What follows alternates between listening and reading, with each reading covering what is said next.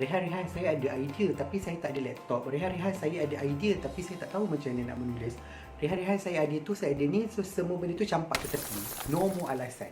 Apa 5 benda penting untuk korang menjadi seorang penulis? So yang pertama adalah kelengkapan, which is tak semestinya korang ada laptop baru korang boleh menulis. So korang boleh juga menulis dekat phone. Korang boleh buat kat notes apa semua. So ramai je actually penulis yang tak menulis dekat laptop, dia menulis dekat WhatsApp note lah, dekat itulah.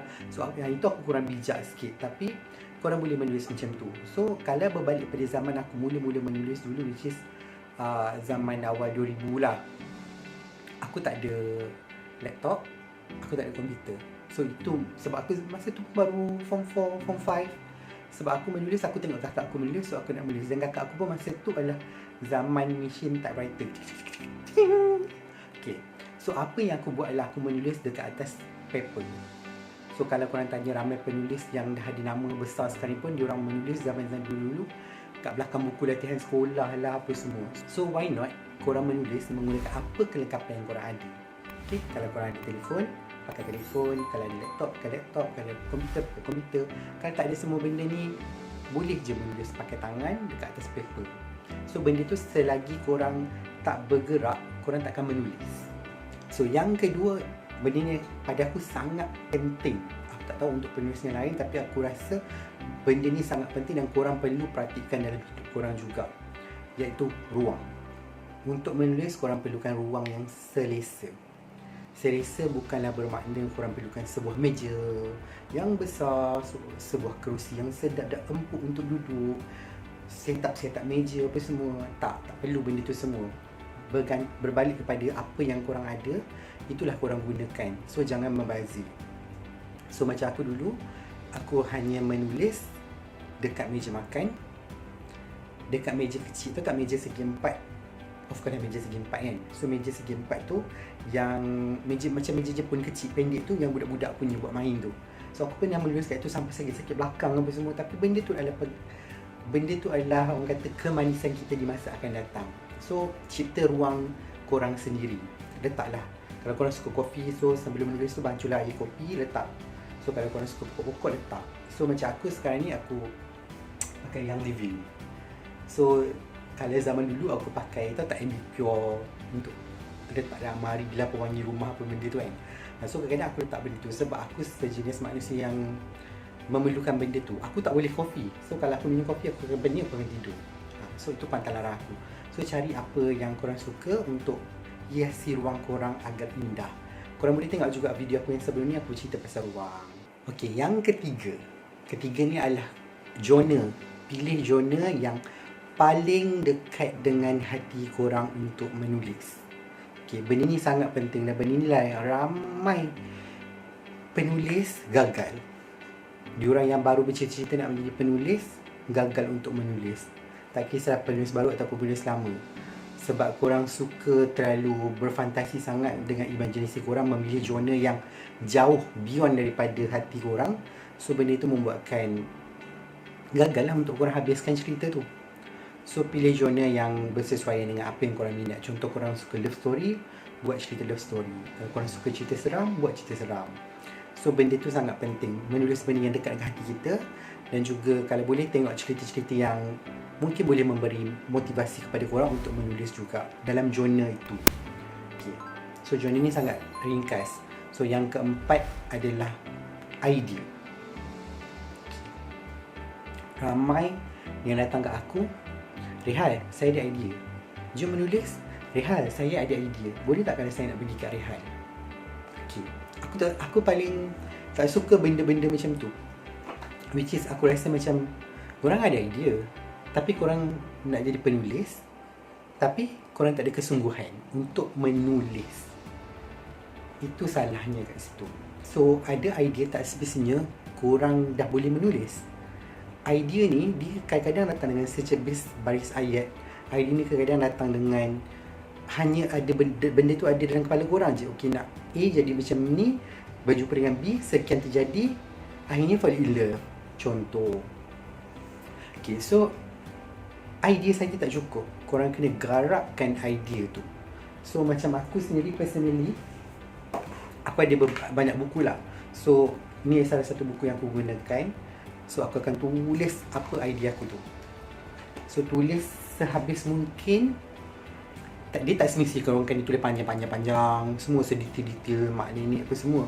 So nanti korang akan penat dan korang akan rasa macam tak habis lagi cerita aku, tak habis lagi cerita aku. Korang sekadar idea ni, kadang-kadang korang cukup untuk korang tulis apa permulaan story korang, apa pertengahan dia, which is konflik cerita tu, dan apa pengakhiran yang terjadi. Pun dah cukup sebenarnya. Lepas tu baru korang isi daripada point A kepada point B, apa tengah dia. Point B kepada point C, apa tengah dia. So benda tu akan membuatkan bila korang menulis nanti akan lebih lancar. So idea ni sangat important. Tak semestinya hanya dilafazkan dekat bibir. Selagi korang tak menulis, selagi itulah idea tu takkan keluar daripada kepala otak korang sebenarnya. Rehan, saya ada idea, saya dah menulis, tiba-tiba saya stop. Kenapa Padahal saya dah ikut dah pun apa yang Rehan cadangkan, which is saya dah buat, dah tulis keperluan-keperluan cerita saya, dah isi semua lengkap je ni macam Rehan cakap. Tapi kenapa saya still lagi stuck? Pada aku, kalau aku personally, bila tiba-tiba aku macam tak ada idea ke apa semua, aku akan ada 3 benda macam mana untuk aku dapatkan idea. Yang pertama adalah melalui pemerhatian. So pemerhatian ni aku akan keluar, aku akan tengok gelagak-gelagak manusia apa semua. So dari situlah kita akan dapat macam comel lah couple tu. Dia orang bergaduh sebab apa kepo nak tahu kan. So benda-benda macam tu yang membantu kita untuk menggerakkan lagi cerita kita. So bila kita tengok gelagak-gelagak manusia, so kita dapat add onkan lagi keindahan-keindahan dalam cerita kita. Yang kedua adalah melalui pembacaan. So korang bacaan ni korang bijak, korang ni netizen kot. Netizen sekarang kan bijak. So ada je cara untuk mendapatkan info-info lah, gosip lah apa semua. So benda tu sebenarnya membantu korang. Tak kisah pergilah masuk grup Facebook kisah rumah tangga sekalipun, baca je, baca. So kat situ korang akan dapat poin-poin baru untuk korang guna pakai dekat cerita korang. Sebab mungkin juga idea korang sekarang ni terlalu dry. Dry maksudnya terlalu ringan untuk, mungkin korang nak tulis benda tu sebenarnya sesuatu untuk cerpen, tapi push untuk jadi novel juga, panjang kan jadi 300 muka surat. So sebab tu dia jadi dry, dia jadi kosong. Korang mula-mula start, apa lagi nak tulis apa lagi nak tulis So benda-benda macam tu jangan terlalu extract kan, jangan terlalu stretch kan cerita korang tu. Biar cerita tu kalau dia cerpen, jadikan dia cerpen. Kalau dia novel, jadikan dia novel. Kalau dia mini novel, jadikan dia mini novel. So jangan push cerita tu selagi korang tak ada idea yang baik. Okay, yang ketiga adalah melalui pendengaran. So pendengaran ni sangat bagus untuk aku, which is kita mendengar cerita-cerita daripada orang. Tak kisah cerita daripada kawan kita, cerita daripada family kita, cerita daripada jiran kita, cerita daripada siapa-siapa sekalipun. So kita mendengar cerita-cerita tu. So sebenarnya cerita yang terbaik adalah cerita yang dekat dengan hati masyarakat. So even yang tayang-tayang kat TV tu semua orang kata cerita tu ada klise lah.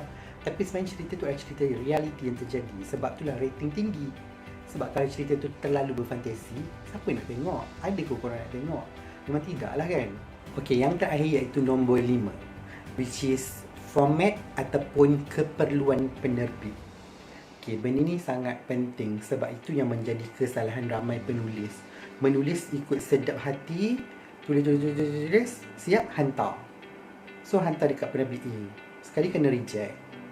Kenapa kena reject? Cerita saya best kot. Rupa-rupanya dari segi format tu tak betul. So ketahui dulu penerbit mana yang korang nak pergi. Sebagai contoh macam kita orang dekat Dia Novels Berhad. So kita orang untuk novel cinta kita galakkan dalam 90,000 patah perkataan.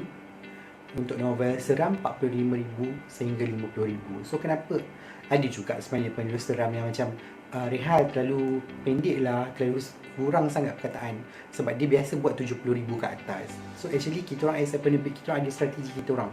Why kita orang nak tetapkan harga sedemikian? Sebab dengan patah perkataan tu, buku kita boleh jadi dalam around RM23-24 macam tu. So kita tak nak benda tu jadi terlalu tebal dan harga akan jadi tinggi. Sebab kita pun ada kita punya target readers, kita punya target pembeli kita. So kita tak nak bila pembeli tu nak membeli, dia rasa terbeban. Dia akan memilih buku A, buku B, comparison harga sedemikian. Walaupun daripada penulis sepopular mana sekalipun. Lagipun kita dalam situasi pandemik COVID apa semua ni, so jangan kata buat benda yang membazirkan diri sendiri. Okay, personally untuk aku, untuk penulis baru, especially yang baru yang betul-betul tak pernah menulis apa semua sebelum ni, ataupun sedang menulis tapi karya tak pernah diterbitkan lagi, make sure apa yang korang tulis tu berketepatan dengan apa yang penerbit nak, supaya korang tak rasa benda tu membazirkan masa korang. So bila benda tu korang kena reject, perasaan tu memang pedih pedih, dan kemungkinan korang akan rasa down yang macam dah tak nak menulis lagi. So untuk mengelakkan benda tu, so actually benda tu bagus, kepedihan tu yang akan membuatkan korang rasa macam okay, aku nak menulis, aku akan tekad untuk menulis, macam mana aku akan pastikan muka aku terbit juga. So benda tu bagus, tapi untuk korang kata melawan balik perasaan down tu tak mudah untuk sesetengah orang lah aku cakap ni. So untuk penulis baru, aku cadangkan jangan tulis novel lagi, try untuk tulis cerpen. Actually tulis cerpen pun dapat duit juga.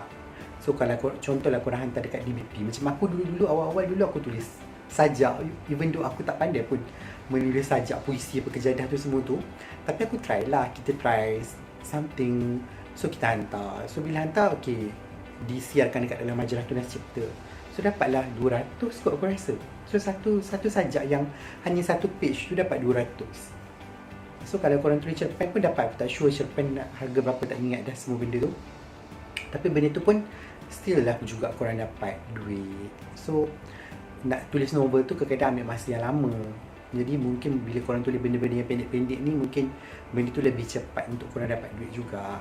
Okay, so itu sahaja nasihat aku untuk penulis teks lah baru ataupun yang dah lama. Sebab kadang penulis lama ni pun dia perlu di brainwash juga. Even aku sendiri pun, aku cakap ni sebenarnya aku brainwash diri aku balik, untuk aku macam okay, kelemahan aku kat mana, untuk aku baiki. So mungkin aku akan perbetulkan apa yang salah tu dan akan keluarkan lebih banyak benda-benda yang berkualiti. So itu sahaja. Terima kasih kepada korang yang menonton video ni. Jangan lupa subscribe, share kat kawan-kawan korang kalau korang rasa video ni berilmu. So selamat menulis. Bye.